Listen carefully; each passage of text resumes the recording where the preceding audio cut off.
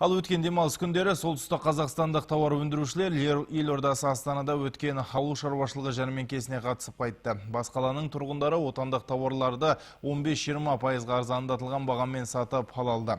Дәстүрлі жәрмеңкеде сауда-саттықтың барысын тілшілеріміз бақылап қайтты. Солтүстік Қазақстан облысының тауар өндірушілері елордаға 900 тонна өнім апарды. Олардың ішінде жоғары сұранысқа ие ет, сүт, макарон өнімдері бар. Жәрмеңке Хан Шатыр сауда ойын-сауық кешенінің алдындағы алаңда орын тепті. Таң сәріден бастап табиғи таза азық-түлік сатып алам деушілер танымал кешенге қарай ағылды. Өз өнімін сонымен қатар Қостанай облысы да әкелді. Бөрібай Ержановтың Астанада тұрып жатқанына 15 жыл болыпты. Солтүстікте өндірілетін ет пен сүт өнімдерін ерекше жақсы көретін ол бүгінгі жәрмеңкеге әдейілеп келді. Жәрмеңкелерге жыл сайын келемін. Әсіресе солтүстік өңірден әкелінген тауарларды жақсы көремін. Сіздерде өндірілетін сүт пен еттің дәмі ерекше болып келеді. Бүгін картоп, ет, тағы да басқаларын сатып алдым. Барлығының бағасы арзан. Оған қоса тамаша концерт ұйымдастырылыпты. Сөрелердегі тауарлардың барлығы табиғи бағалары базарлардағылардан 15-20% арзан. Астаналықтардың назарына 100-ден астам өнім түрлері ұсынылды. 60 негізгі сату нүктесімен қатар мұнда картоп пен тағы басқа көкөністер көтерме бағамен бірден жүк машиналарынан да сатылып жатты. Картоптың бір келісі 45 теңгеден саудаланды. 250 шаруашылық осы жәрмеңкеге қатысып отыр.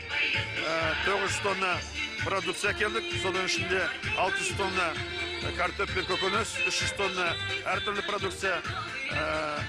Жаңағы азық-түліктің бағасын нарықтағы бағамен салыстырғанда 20-25% арзан. Азық-түліктің сапасын алатын болсақ, сапасы өте жоғары.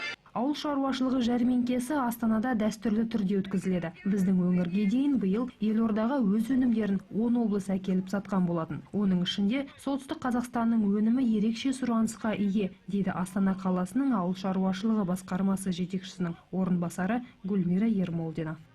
Солтүстік Қазақстан облысының өнімдері өте сапалы, құнарлы. Сондықтан мына астаналықтар көріп ертеден бері келіп жатыр, алып жатыр, сұраныс үлкен. Жиі келіп тұрсаңыздар да қолдаймыз.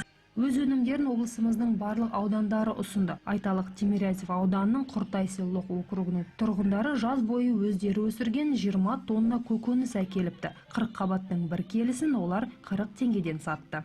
Жемістер, көкөністер әкелді, халық қуанып жатыр, біз де қуанып жатырмыз. Өлең айтып жатыр, би билеп жатыр, халықтар міне бәрін сатып алып жатыр. Сондай жақсы бағамен халық қуанышты, біз де қуаныштымыз. Айыртау ауданы болса көкөністермен қатар ұнды әкелді. Шаймұқан шаруа қожалығы өз ұнын 75 теңгеден саудалады. Өзіміз өндірген картоп өнімдерін әкелдік. Және де 40 қабат, сәбіз, сосын свекла өнімдерін әкелдік. Бағасы базардағыдан гөрі 15%-ға төмен. Картоптарымыз біздің 45-50 теңгеден, сәбіз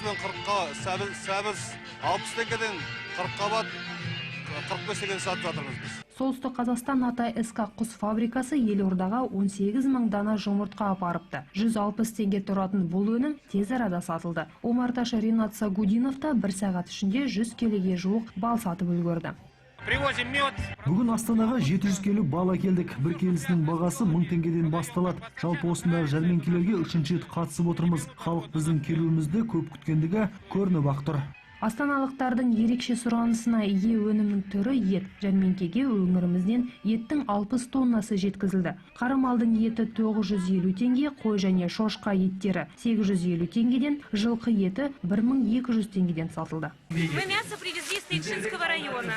Етті Тайынша ауданынан әкелдік. Сапасы өте жоғары. Өзіміздің малымыз. Жәрмеңке Астанада бұған дейін де бірнеше рет өткізілген еді. Сондықтан халық біздің өнімімізді білет. Әдейілеп келіп сатып алып жатыр. Бұлардікі жақсы, әсіресе кондитері, сүттері постоянно алам. Қою керемет жақсы, сүттері бәрі. Еттері де жақсы екен түгел. Болып жатыр, рахмет көп сіздерге.